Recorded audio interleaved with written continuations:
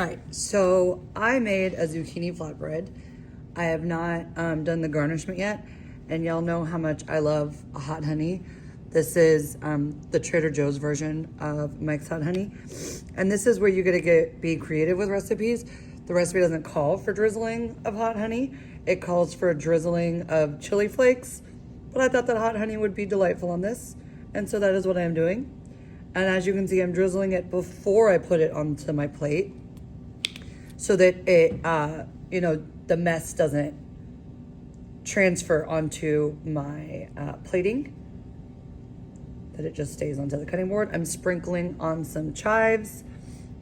You could cut this. I'm just gonna go ahead and cut it directly into fourths. But if you wanted to cut it, at a different angle, if you ever do a flatbread, feel free. This is where you guys have, I'm sorry. I know that's shaking really bad because I'm cutting. Not the most stable, these tables. Because if you can't tell, I'm doing this at school. All right, come on, cut in half. There we go. Okay, so now, I don't know why it doesn't want to cut in half. I'm also trying really hard to not rock the table too much. All right, so now I'm gonna go ahead and just plate this directly onto, you see I'm using this like lovely little paddle board.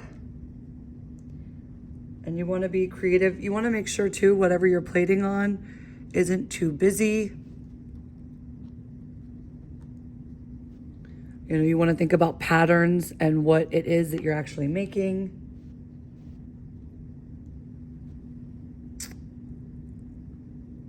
And then you wanna make sure that your edges are nice and clean.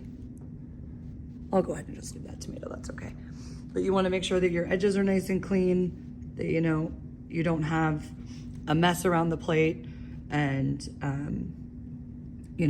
if you wanted to sprinkle a little bit more chives or your garnishment on, you could, but I'm gonna leave it as is. I look forward to seeing your plating.